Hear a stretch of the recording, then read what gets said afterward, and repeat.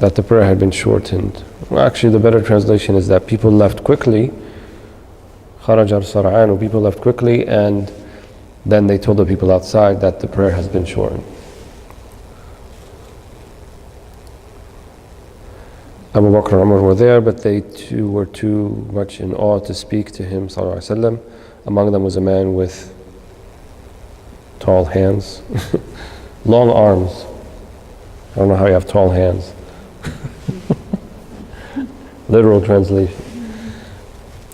Whom we used to call Dhul Yadaini, because the yad in Arabic can mean hand and it can mean arm. So in the ayat of wudu, when it says وَاغْسِلُوا أَيْدِيَكُمْ إِلَى الْمَرَافِقِ, and wash your arms up to the elbows, no one has hands up to the elbows, so it can't mean just hand. So the yad can mean both, but it usually means the whole arm. Depends on the context as well, obviously.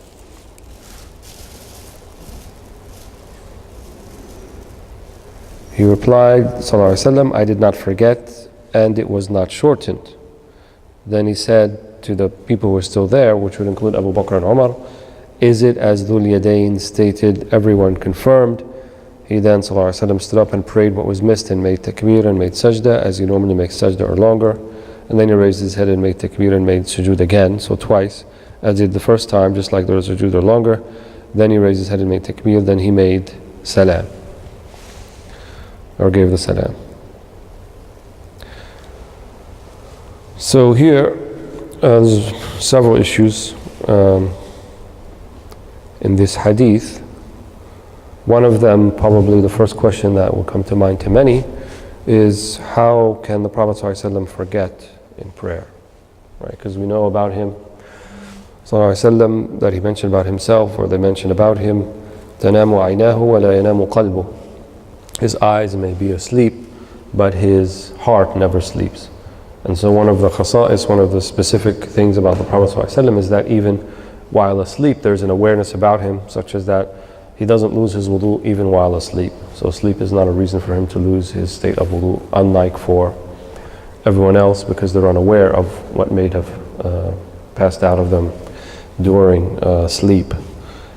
So if the Prophet ﷺ, his heart never sleeps, and the hudur in the prayer is a function of the remembrance of the heart, then how is it that he can not recall or lose track of how many rak'ahs he did? So Imam Abu Jamrah, he says there's a few things here. One, there's another hadith that's narrated on the Prophet ﷺ where he said, إنما أنسى أو أنسى لأسن. That he said, I forget, or I am made to forget so that I can establish a sunnah. So if he forgets, then that's an indication that he has human traits, human characteristics like everybody else. But it also shows that in those things where he seems atypically human, yani above and beyond what most humans can do, then that is a dalil, that's an evidence that he is a prophet and a messenger, sallallahu alaihi wasallam. For if he didn't have these same human traits at the same time, then one could make the argument maybe he's not even a human being. Maybe he's an angel, maybe he's something else. So the fact that he has a bashariyah, that he has a humanness about him, is a proof of his prophethood, in as much as that those things that seem above and beyond what humans can do shows that it's not just atypical for a human, but it is something that is specific to being a prophet and being a messenger of Allah subhanahu wa ta'ala. If we go by the other narration that he is made to forget, then that means that even the ahkam and the sunan of the Prophet ﷺ can be established even when he is not fully aware of them. So Allah subhanahu wa ta'ala, via the Prophet ﷺ, can establish particular rulings, particular sunan, things of the Prophet ﷺ, even though the Prophet ﷺ may not be at the time aware that he is making and establishing a sunnah, right? Because otherwise, if he was aware of it, it wouldn't be sahu, it wouldn't be forgetfulness, and how could you justify him purposefully leaving 2 rak'ahs out, he would have to have actually forgotten in order for us to know the ruling. Otherwise, if he did them on purpose and then just did them to show us, then it wasn't really forgetfulness. So the kind of paradox here is that the Prophet ﷺ, at the same time that he is beyond reproach in terms of his hudur, his reverence and prayer, this does not negate that Allah subhanahu wa ta'ala can make him to forget. There's a similar paradigm or similar parable if we look to Sayyidina Adam alayhi salam, even though probably in a much more explicit way. And the Quran also describes Sayyidina Adam fanasi, so he forgot, fanasi, when it described that he ate from the forbidden tree.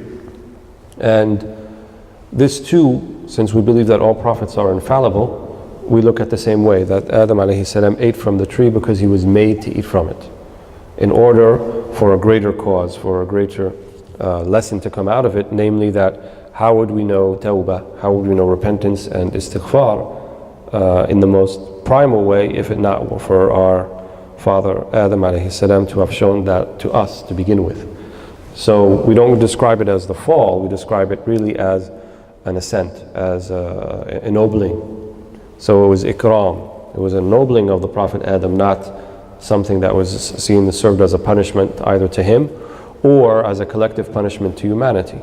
Right? So our narrative of that is much, much different than other religions, especially Christianity, which see that as original sin, and then that this sin is carried by all of his children till the ends of days, unless they accept Jesus as their Savior. So we don't have any of that theology whatsoever. So the Prophet ﷺ, he was not remiss in his prayer. He was not actually thinking about something else that made him forget, but it was something of, you can say, hukum jabri, something that Allah subhanahu wa ta'ala compelled him to do so that this particular ruling could become apparent. And when the Prophet ﷺ, when he said, وَجُعِلَتْ قُرَّةِ عَيْنِي فِي الصَّلَاةِ, and the delight of my eye has been made in the prayer. He didn't say the delight of my eye is the prayer. He said in the prayer. So it is possible that even within the prayer, he was so enamored and busy with his reverence of Allah subhanahu wa ta'ala that could have been what made him lose track of the number of rak'ahs. Because it's in the prayer, not the prayer. So the prayer is a vehicle by which one can have that munajah, have that secret inner connection with Allah subhanahu wa ta'ala. So he was so busy with that secret inner connection that in this particular instance, even the number of rak'ahs may have been something that he temporarily forgot about. Not like us, when we forget in the prayer, we're thinking about, what's for dinner, what we're going to eat, when's the next episode of whatever thing we're watching. That's completely different. It's narrated that Umar, for example, sometimes would think about troop alignments in the prayer. And they said that's actually an obligation within an obligation. So he was a Khalifa of Islam, and at the same time his hudur within the prayer actually caused him to think about other obligations that he needs to fulfill for Allah subhanahu wa ta'ala.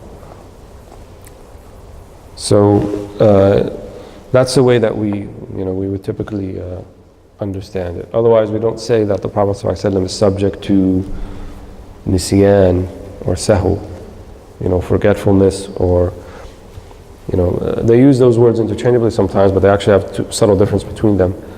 Nisyan, or to forget, means that it falls away probably from even your, they say you have two memories, you have the short term and your long term. So it completely falls out of your short term, and you need to be jogged maybe repeatedly to remember it. Whereas sahu means that they say bi adna tanbih, with the slightest reminder you immediately remember, you immediately recall, is sahu. So sujud is sahu, right? It's called the sujud of sahu, not the sujud of nisyan. So the sahu here is means that with the slightest kind of signal that you recall it. And that's what it means, because within the prayer you realize, oh wait, I missed the surah after the Fatiha. Oh, I got up and I didn't do the tashahhud in the middle. So it's called sahw because you realize it within the prayer. So what happens if you never realize it? Nothing on you, right? Because we're taking into account for what we consider what was in our belief of how we did the prayer, not how it actually is in reality. So if that one prayer you did 7 years ago on May 13th, 2008, and you prayed Isha 5 instead of 4, or 3 instead of 4, but you thought that you prayed the whole thing, is Allah going to take you into account on that? No. Inshallah, no, because you in your belief felt that you prayed the whole prayer correctly. What if you remember 3 years later? You say, wait, oh my God, it actually was 3, not 4. Then you can redo it, if you believe that. Right? What if you add something extra? Wait, I prayed 5, not 4, what should I do now? In the Maliki school, they say, just do sujood al-sahw because you added something extra. You're not going to repeat the whole prayer. So you just, any time that you can, you just do sujood al-sahw to expiate that mistake. So if one remembers that they made a mistake like in Salah a while back and they recall it, then they have to do it again? If it's a while back, such as that, yeah, then if they're sure, then they have to do it again. And if they are not sure whether they did it or not, then don't think about prayers you did 3 years ago, because then it'll take you down a road that you don't want to go. Even remembering that I forgot 3 years ago, that too is like far-fetched. Yeah, that's far-fetched. Yeah, that's or not. Even a year or. Yeah, I was just using that to illustrate the example. But let's suppose you are in the prayer and you say Salaam Alaikum, and then you think, I don't know, was that 3 or was that 4? And you remain still for a while and you still have doubt. Then don't get up until the doubt is removed. So either you get up and leave because you're certain that you did it okay, or if the doubt remains, then you are to come and do the extra rak'ah and then do sujood al-sahw while you're still in place. You don't have to repeat the prayer. However, if you get up and leave and go do something and then you recall, oh, wait a minute, I didn't actually, or someone saw you and they said, I saw you pray 3, not 4, what were you praying? Then in that case, if you believe what they say and they're thiqah, they're trustworthy, then you would have to repeat it because you're left. Yeah. So here, if we look to the actions of the Prophet ﷺ, right, and the actions of some of the Sahaba, and you see some of the interaction between them. So the Rawi took pains to mention that Abu Bakr and Umar were there, and he also, the narrator, also took pains to mention that they did not say anything because of their awe, or that they were kind of shy to say to the Prophet ﷺ that he made a mistake. Or they actually could have doubted themselves. They could have said, well, maybe we got it wrong because that's the Prophet ﷺ. How could, maybe we counted wrong. Maybe we weren't doing it right. And that was the status of many of the senior companions, Abu Bakr and Umar, for example. And this might also go back to a similar issue, like how come you don't see, why is Abu Hurairah the most prolific hadith narrator, not Abu Bakr and Umar? Abu Bakr and Umar don't have that many hadith, relatively speaking, nor Uthman nor Ali. But you find many for Abdullah ibn Umar, Anas ibn Malik, who were very kind of later stage Sahaba. In other words, they were there for most of the Medinian period, and they weren't around in the Meccan period.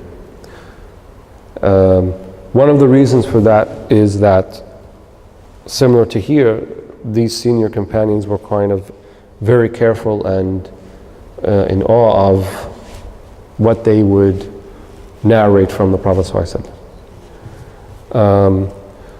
Another thing is, since they were senior companions, then many of what they narrated could have went to the junior companions, And you usually don't have the junior companion mentioning the senior companion necessarily by name. So he might just say, the Prophet ﷺ used to do this or do that.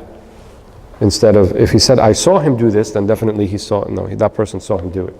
But if he said he used to do this or used to do that, then he might, there is a possibility he might be narrating that from someone senior like Umar, like Abu Bakr, and so forth. So a lot of their knowledge went through some of the junior companions. There's no question that Ibn Umar got much from his father. You can't, there's no way around that. And yet Ibn Umar was one of the most prolific hadith narrators. So their knowledge was disseminated perhaps in a different way than rather direct hadith narration, for a hikmah, for a wisdom that Allah subhanahu wa ta'ala sees as important. But there are quite a few from Aisha. Aisha also is one of the one who is the most prolific. The top 4 or 5 are Abu Hurairah, Anas ibn Malik, Aisha, Ibn Abbas, Ibn Mas'ud, Ibn Umar. They are the ones who are, top 4 or 5 in terms of the number of hadith that each of them. So much of our Islam comes from those particular companions. And those particular companions, though, weren't kind of off on a tangent or corner by themselves. They also had mentors in terms of the senior companions. So, Ibn Abbas and Ibn Umar were young, but they spent much time with, say, Sayyidina Ali and the father of Ibn Umar, Umar himself, for example. So they didn't ask the question directly. They couldn't feel like they can do it, and neither did many of the Sahaba. But this person, Dhul Yadayn, did, and it was probably seen as a type of jur'ah, as a type of they would say that guy's got some nerve to come out and say to the Prophet ﷺ, did you forget? What? But had it not been for the question of Dhul Yadayn, then maybe this incident would have gone on unnoticed, right? So sometimes Allah subhanahu wa ta'ala, there's a wisdom in putting certain people in certain places in the majlis, and they may not be the best person. We can't, definitely we could say comfortably that Abu Bakr and Umar were better Sahaba, greater companions than Dhul Yadayn. But here Dhul Yadayn was in the right place at the right time, and he is the one who made that question, that statement. And so when the Prophet ﷺ said to them, is it as Dhul Yadayn said? Who was he asking? Abu Bakr and Umar and others. And they all said yes. So even Abu Bakr and Umar, when the question came, right, so if we go by the possibilities with them, either they said to themselves, well, we can't say anything, or they said, maybe we're not sure. However, when they saw the rest of the people, and Dhul Yadayn made that initiative, then they were comfortably able to say, yes, it's as he said, but they were not going to be the ones to sort of try to initiate that type of question in the presence of the Prophet ﷺ. So for a particular wisdom, you have this diversity between the Sahaba, and some of them were able to come forth outright with questions like that, even though the senior companions were there. So the lesson we take from that is it's not always the case that everyone who is in the so-called superior position or place or something is superior, blanket statement, unqualified in all things. Sometimes you need people who also will bring out things that other people can't bring out. And one of the things Arabs used to say is that sometimes you find in the river things you don't find in the ocean. So even though the river is smaller and not as great and immense and enormous, but there may be gems in there that you can't find in the ocean, even though the ocean is more vast.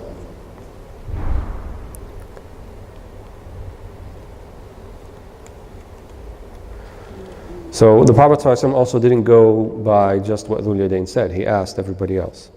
So this is kind of gives you a little bit idea of Islamic epistemology, which is how we know what we know, that when we're considering a source, there's two ways to be certain. Either the source itself we find to be completely trustworthy, then we don't have to worry about asking a lot of other people. Not that Dhul Yadayn wasn't trustworthy, but since they were all there, right, it would make sense that to see, well, is this something that could be corroborated or not? Or if it's a large number of people, witnessing that thing or attesting to it, then that's considered to be a sort of a valid, trustworthy source of knowing something. So, for example, if some small child, 7 or 8 years old, came running into this room right now and told me, "Oh, your car's on fire outside," I might hesitate to believe him, because I'd be like, well, he's 7, he's probably saw that on TV and he thinks. But if 30 of them came in, and they range in ages from 7 to 9 to 10, they're all still children, but they're all saying, my car's on fire, probably I'm going to get up and check, right? Because I don't think that, these kids are playing a trick on me, which they could be. But the possibility is remote. So when you are getting the khabar or the narration report from a large group of sources who are also varied, such as that you would have a hard time affirming the possibility that they're conspiring to trick you. So if I hear from the east and I hear from the west and I hear from north and south all saying the same thing, right, and they're large numbers, then that's something that we go by. So for example, the sighting of the new moon, we either go by, depending on the school of thought, sometimes even one trustworthy source is enough for fasting, to begin the fast, like in the Maliki school, or 2 in the other schools, or what they call the Jama'ah al-Mustafida, which means a large number of people, such as that you don't have to be too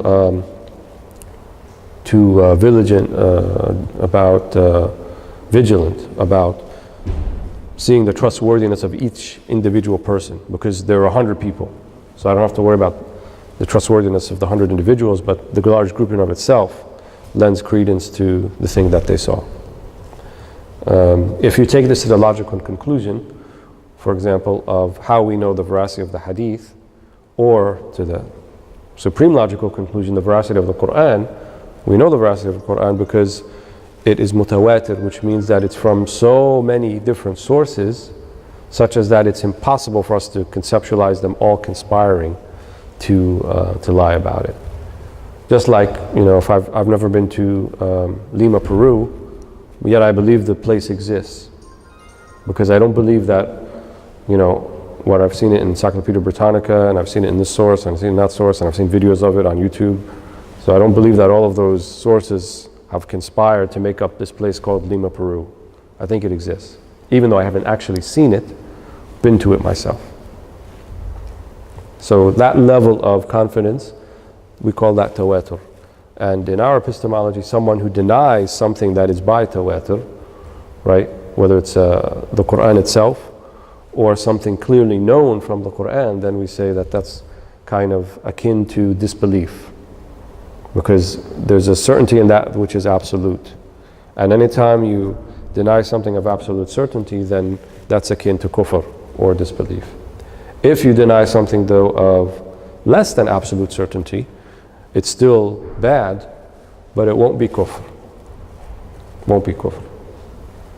And this is important because, we have a lot of people who kind of have issues with certain things, and we shouldn't jump to put them outside of Islam. The things that are actually, that concrete, absolute, are not that many.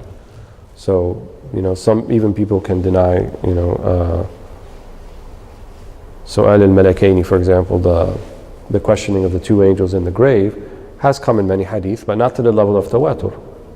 So if someone says, I don't believe that angels come in the grave. I believe there's a reckoning and everything, but 2 angels come in the grave. I don't know, I'm not sure about that. We would call that fisq. We would call that kind of iniquity, reprehensible to believe such a thing, because it's clearly established. But we would not say such a person is no longer a Muslim, or that his belief is incompatible with being a Muslim. So,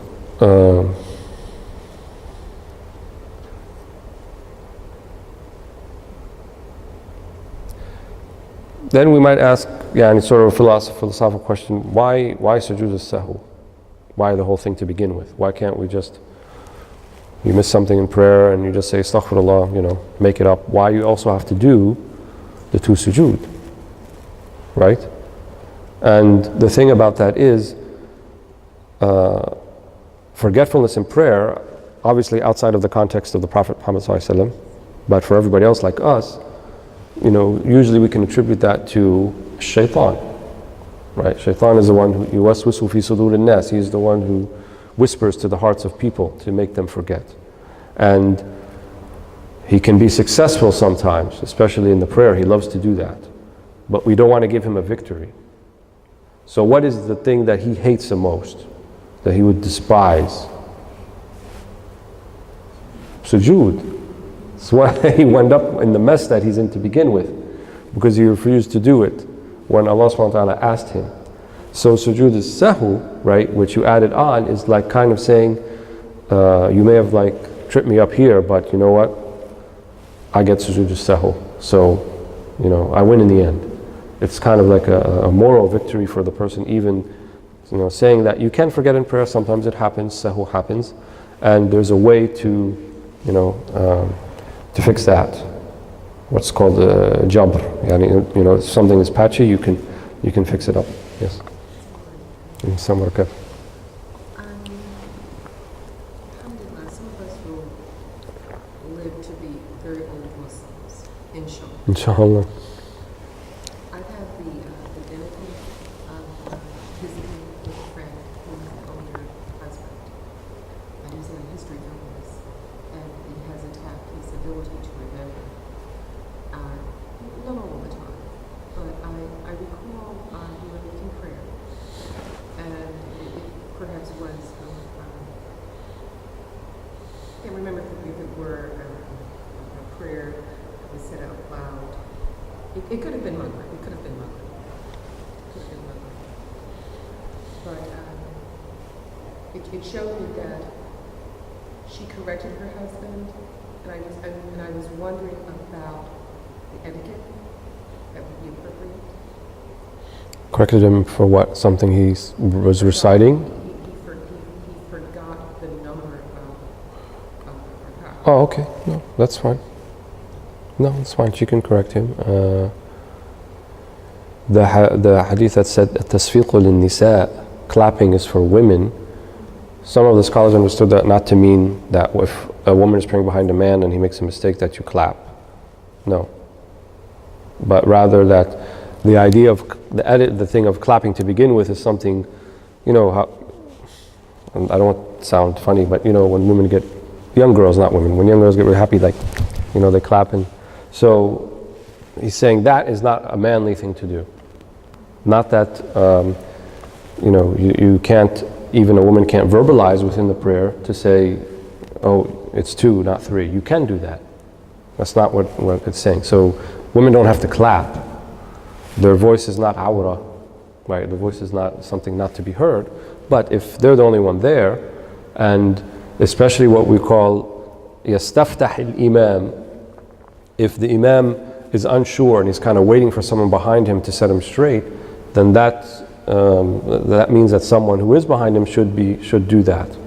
Obviously, the people who are praying directly behind the imam are the ones who should be doing that. That's why part of the etiquette of the congregational prayer is that those who pray directly behind the imam should be the ones kind of who are next in line to be imam if he would not be able to continue. Because let's say he's not able to continue, you're allowed actually for someone else to assume the imamate in the prayer and the prayer, congregational prayer, and he can leave, like if he loses wudu or has a nosebleed or something like that. But let's say there's no men and there's only women or a woman, then yes, she can definitely do that. It wouldn't be the etiquette even for someone in the last row or a few rows behind to be corrected at imam, which sometimes people do. And the whole issue of correction is another thing. Normally you don't correct an imam for a mistake he makes in recitation, unless it's something very glaring in the Fatiha. But outside of that, if he just makes a mistake in something of recitation and he continues to read, you're not supposed to stop him, right? Only is istaftah. If he stops and he doesn't know what's coming next, then the people directly behind him, the etiquette would be to gently remind him. But I've been in prayers, and even I'm leading, and there's like a chorus of different things, people saying one thing and one saying the other, and I know they're wrong, but it's a male ego thing, so it happens sometimes. As it would be appropriate for a sister to just maybe tug on the garment of a sister who's leading a prayer, you're liking it out.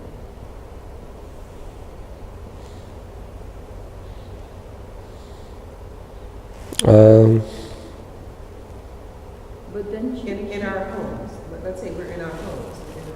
but if she's in the prayer, if she's praying, and that means instead of concentrating on her prayer, she's concentrating on somebody else's prayer. You're absolutely right. What I'm asking is it the proper etiquette? I don't know. The school I follow actually doesn't allow women to lead other women in prayer. So usually that's not, which is the Maliki and Hanafi schools. So it's the Shafi'i school. I'm not sure about the Hanbali. The Shafi'i school allows women to lead other women in prayer. And the Maliki and Hanafi schools, because they see that the Imam is it's absolute. So it doesn't matter whether there's men behind or women behind or a mix of them, that the Imam should be male. And maybe I should clarify if we're in a family situation, as opposed to, we're in public and we're in sisters gathering. We're with family members, people we know, or that's our. I don't think that makes a difference, but I don't know if that would be the appropriate way to. The Prophet ﷺ, however, did one time, I think Anas ibn Malik, if I'm not mistaken, was praying with him, because the Prophet ﷺ awoke at night, and then Anas saw him wake up, and then he was spending the night there, so he wanted to pray with, and I believe Ibn Abbas, because it was his aunt, so he was allowed to sleep over. So Ibn Abbas stood sort of towards the left side of the Prophet ﷺ. So the Prophet ﷺ, while he's praying, took him gently by the ear and motioned for him to be on his right side. So he did have some physical contact to show him the proper place to, but I can't say if that kind of extends to women or in a general thing. I don't know about that. Allah. So if we forget something in Salah, so for sajda, do we have to make one sajda or two? Oh yes, like described here, it's two sajdas. Some of them require that you repeat the tashahhud. Well, there's a whole sort of, I didn't want to really get into the fiqh issue of it, but depending upon the school of thought, some of them differentiate between something that's left out of prayer versus something that's added. So the Maliki school, if you omitted something that should have been in, and there's 8 sunnahs that they consider, if you omit one of them, then you have to do sujood al-sahw before you do salam. And then you do 2, and then you do this, then you do another tashahhud, then you do the salam. If it's something that's you added to the prayer, like an extra rak'ah, then you would do it after the salam. That's the Maliki school.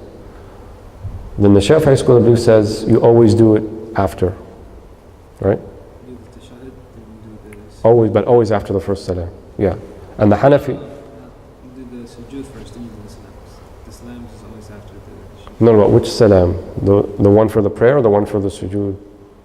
There's no salam for the sujood. You do this after you Okay. do the tashahhud, you do the 2 sujood. Before you do your salam. Yeah, before you do So the Shafi is always before, and I think the Hanafi is always after. So, but I only know the Maliki one, so I can't really say too much about the others. But whatever school you follow, there'll be that particular thing. But they all have in common that you do two sets. So, yani sajda twice.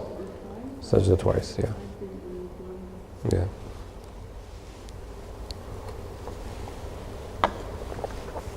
So let's move on to the next hadith. I really like this hadith for certain people, but maybe next time if they're hanging around. No one in particular, just a certain type of person. Okay. So this is hadith number 32. عن أبي سعيد رضي الله عنه قال سمعت النبي صلى الله عليه وسلم يقول إذا صلى أحدكم إلى شيء يستره من الناس فأراد أحد أن يجتاز بين يديه فليدفعه فإن أبى فليقاتله فإنما هو الشيطان.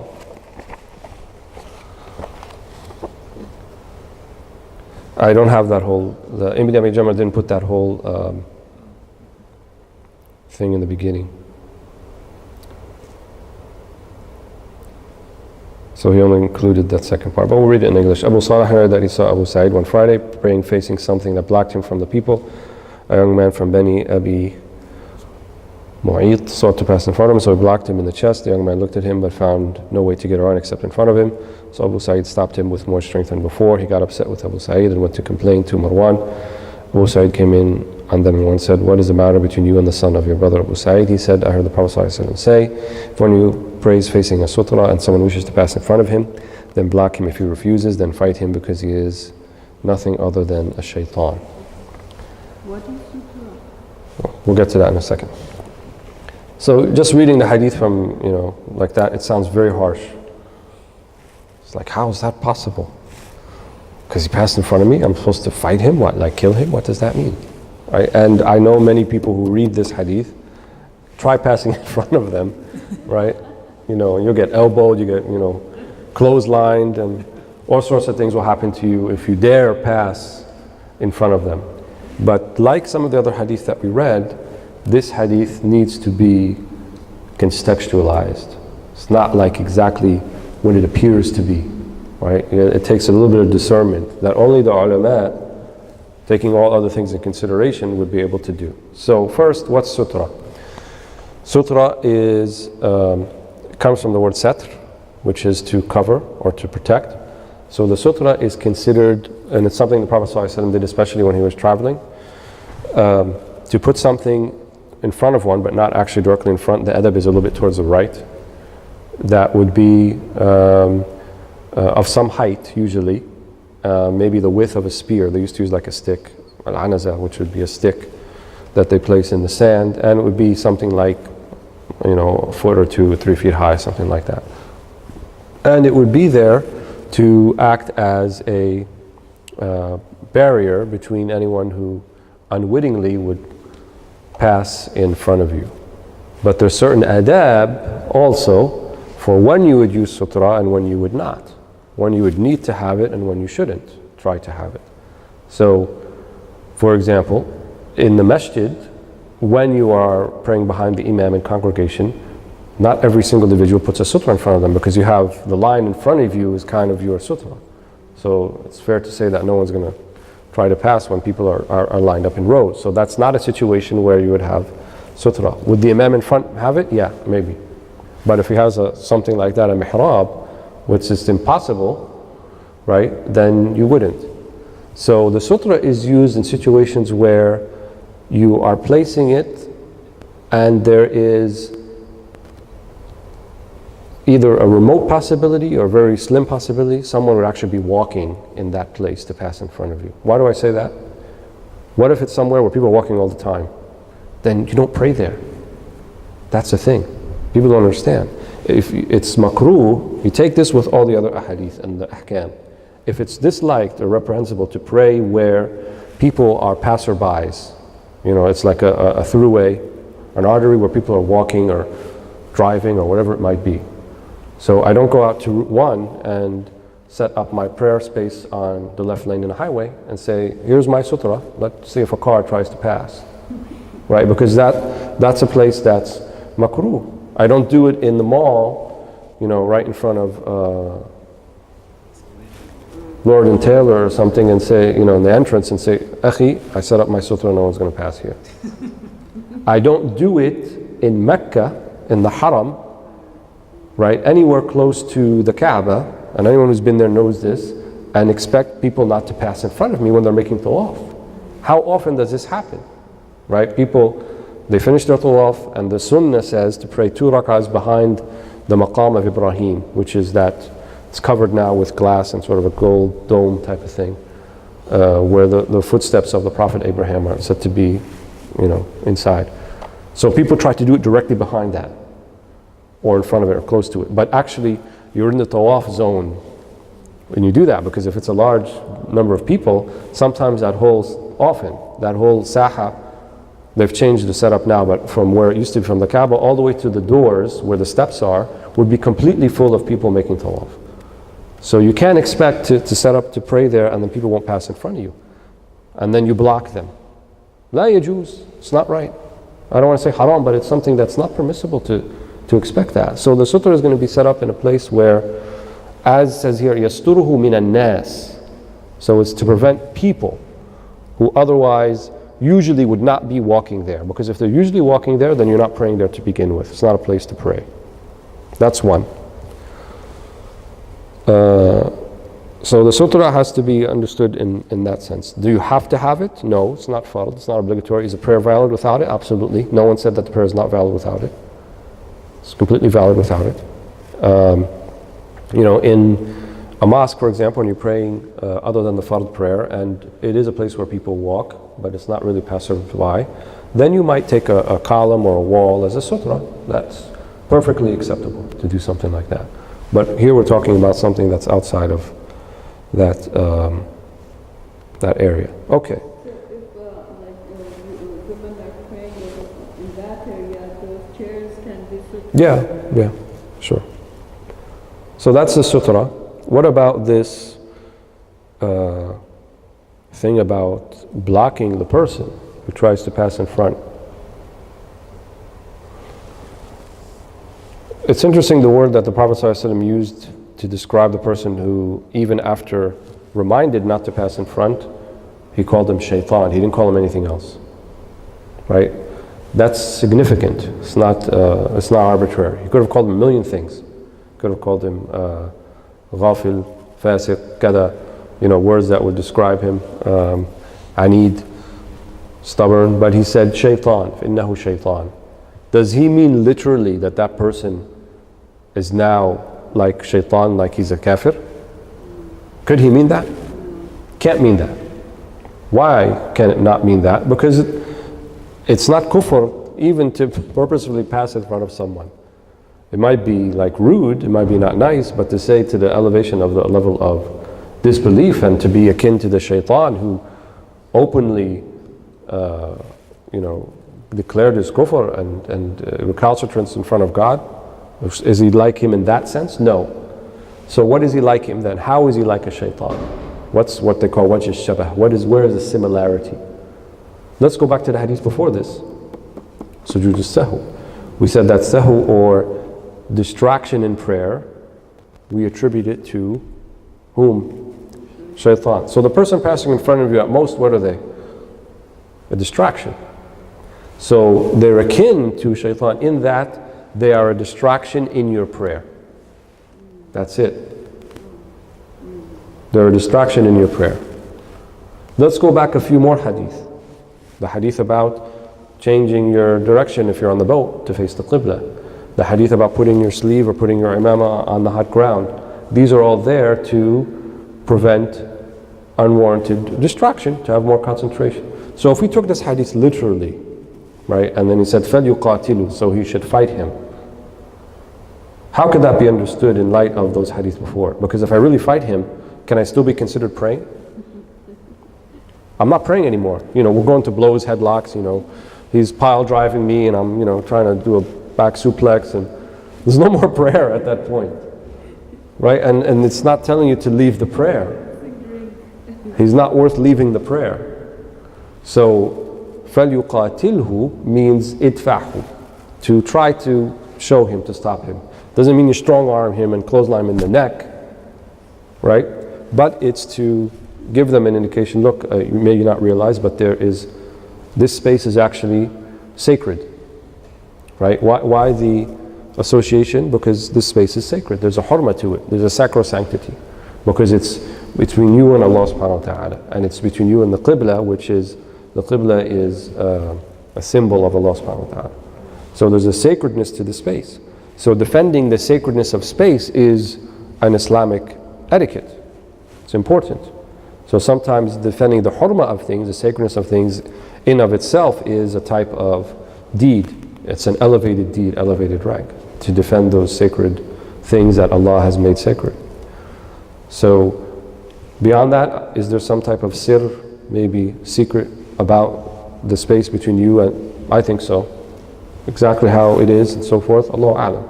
But the Prophet ﷺ, in another hadith, he mentioned that if one of you were to wait 40 years or 40 days or 40 months, hadith narrator is not sure of which, but it would be better for them to wait that long than to cross in front of someone in their prayer area between them and their sutra.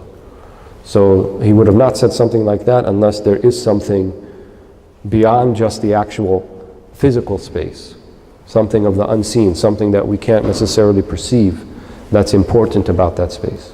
Wallahu a'lam what it is, but I definitely believe that there's something about it that would make it so significant. So you're defending that space, but in as much as you are still within your prayer, right? Because we said extraneous actions to the prayer are only allowed when it is for the purpose of the integrity of the prayer. So blocking him from coming, yes, there's an integrity of the prayer because the integrity of the hurma, the sacred space here. But if he insists, or if she insists, and you try to actually physically stop them, then it stops becoming something for the integrity of the prayer, and it's now becoming something because you're angry. They made you angry, and now you want to fight them. So that's not about the prayer anymore, it's about you. So that's not what's called for. All of the fuqaha said that you stop them, put your arm, show indication. If they insist, you let them go. Why? Because this space here, or him passing in front of you, who's at fault? Who carries the sin if there's a sin? The person. Even if you did nothing, even if you let them pass without stopping them, you're still not, you're still not considered to be falling into sin. If we consider this to be a recommended act and not something that's obligatory. And definitely, him crossing in front of you, even if you don't stop him, does not nullify your prayer or the validity of the prayer. No one said that. So it's for them, it's not for you, right? Because when the Prophet said you rather wait 40 something before crossing in front, you're actually doing it for their behalf, not your behalf, right? And they said, an example they used, if I'm praying and someone was in earshot, I can hear them choking on something, on food, and they might suffocate. What do? I leave the prayer. If I can't help them without leaving the prayer, then I leave the prayer and I go help those people. Whether it's someone drowning or someone in a state where there's no, they're going to lose a life, then you go and you help them. Or little kids about to cross the street and, busy street, then you go get them. You stop, if it needs be. Why? Because saving that life is more important than doing the prayer right now, even if you might miss the prayer time, if you're doing it at the end of the prayer time. So here, if this person, you should rather wait 40 years before crossing in front of you, then you're actually doing it for them. You're stopping it for them, not for you. So it's not about you, it's about them. For whatever that sanctity that space has, if they cross in front and they insist on doing it, then they're like shaitan in their insistence, and they're like shaitan in that now they've become a distraction to you. So that's why you should push them away gently. So, if somebody has to leave early and the person praying to where they have to pass is making long sujood and not praying the first sunnah or the nawafil, and the other person has to go in front, so still that applies. No, it applies. One thing, we don't know the adab of the masajid. There's a very nice book called something like Adab al-Sajid fil Masajid. So the etiquette or the adab of the sajid, the one who's doing the prostration in the masajid, right? And amongst those is that, for one thing that's quite common that we do, but a like after Friday prayer, most people get up and start doing sunnah. I think we should stop doing that, because there are people who actually need to leave, right? People are getting back to work. And it used to be the sunnah, Imam Malik at least, and you find this in predominantly Maliki countries, people don't do that. They get up and move right away. Because even Imam Malik understood the ayah, فَإِذَا قُضِيَتِ الصَّلَاةُ فَانْتَشِرُوا فِي الْأَرْضِ وَابْتَغُوا مِنْ فَضْلِ اللَّهِ, talking in Surah Al-Jum'ah. So if the prayer has been done, then فَانْتَشِرُوا فِي الْأَرْضِ, then go out and seek your provision, وَابْتَغُوا مِنْ فَضْلِ اللَّهِ, and seek from God's bounty.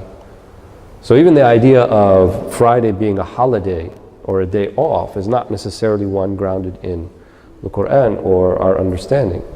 We do it because, as a day off, but it's not like the Sabbath. It's not like a day where its sacredness extends to not doing anything or not working even. Doesn't mean that. And so one of the adab with that is that if people, at least people who need to leave, there should be some type of pathway for them to leave if they can. But oftentimes people pray the sunnah and people stand there waiting a few minutes and maybe they need to go. So I would, if I had my own little fiefdom, I would kind of recommend to people to, wait 5 minutes, let the people who need to leave. And there's nothing wrong with that. They're not any less than you or anything like that. Some people have this much lunch hour and they need to go, no problem.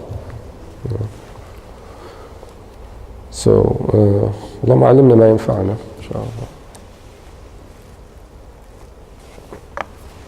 So the next hadith, I think we can move on.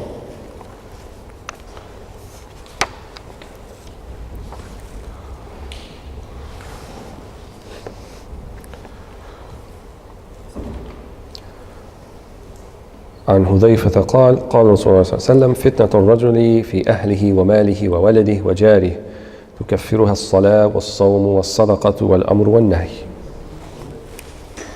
So he only used the first part of the hadith. The second part actually has a whole different explanation to it.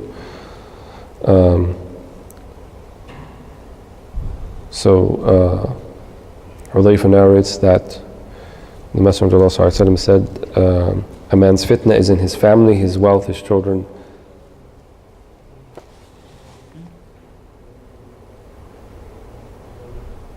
and his neighbor, and is expiated with salah, sawm, sadaqah, commanding right and forbidding evil. Let's not do that second half yet, and let's just look over the first half of the hadith.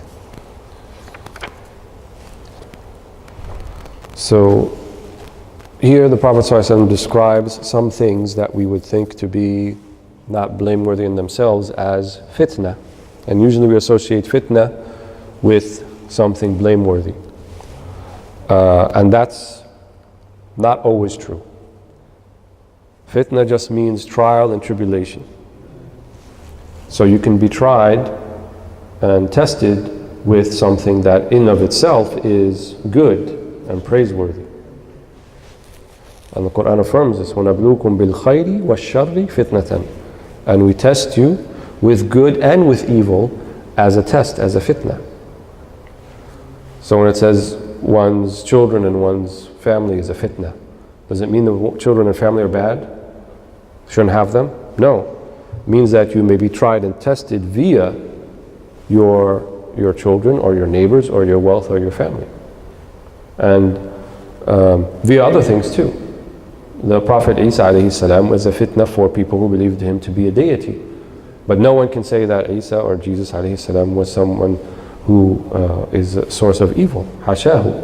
But he was a fitna in that sense. Or what had happened to him towards the particular event of the crucifixion that may have happened to someone else was a fitna for those who came after him. So the fitna just means a test. So then the question is, how is it that those things, those four things mentioned, can be, in what sense are they fitna? Two major ways. First one is that all of those things mentioned, namely family, and family here can mean wife or can mean beyond that, wealth, children, and neighbors. So these are all relationships, in a sense. Wealth, A little bit different, but the other three are relationships. But even all four of them have in common that there are certain rights and responsibilities associated with each one of those four. So definitely when we talk about relationships, we're talking about what rights and responsibilities do I have towards those groups of people. So if it's family or wife, then that includes ri'aya, which would include their upkeep, their maintenance, their tending to their needs, so forth. Those are all rights. Those are huquq. So if one were to be remiss in fulfilling those rights, right, then, or they're not doing it properly, then that's a test for them, right? Or even just the quest to actually try to do it properly is a test, because not everyone can do it. And so here, when we talk about people's rights, or the rights of money, wealth, so we have zakah, that's a right on your wealth, right? That you have to pay anything of a particular excess amount, then you have to pay zakah. So here, salah, was-sawm, was-sadaqah, those things, they're not meant as expiations for not fulfilling those rights. Because the only way that those rights can be fulfilled is if you fulfill them. Or the one that you owe a right towards grants you reprieve and says, okay, I let you go of that particular right. Or Allah decides to forgive you. But these regular acts of piety in of themselves will not be expiating things for those rights. So it's not talking about that. It's not saying, you know, be remiss in your relationship with your wife or your kids and not spend on them or not tend to their maintenance and upkeep. But, you know, as long as you pray and you give some sadaqah and fast a few days and, you know, call out from the third row in prayer, akhi, you know, that's not the ayah, you're doing amr bil ma'roof, then you have, you know, you fulfilled that. No, you have not. So they're considered debts. And those debts can only be fulfilled by you paying them. So the hadith is not referring to that. So what is it referring to? It's referring to that which is seemingly outside of your qudrah, outside of your ability, or that you don't realize, right? So let's say you have multiple children and you try to deal with them equitably and fairly, but in your heart you may have an inclination to one towards more than the other, and it may come out even though you try for it not to come out. How does that get expiated? Via this hadith. So those things where, you know, try as we might, we're never going to reach perfection, we're never going to do it exactly right, but then there has to be a mechanism by Allah subhanahu wa ta'ala, out of His infinite love and mercy for us, He grants us this way by which we can expiate those things. Even in your wealth, you know, you calculate the zakah, you did it right, but, you know, maybe some of it is from haram, maybe you mismanaged it, maybe kada, despite your best efforts, then these are ways for one to expiate that.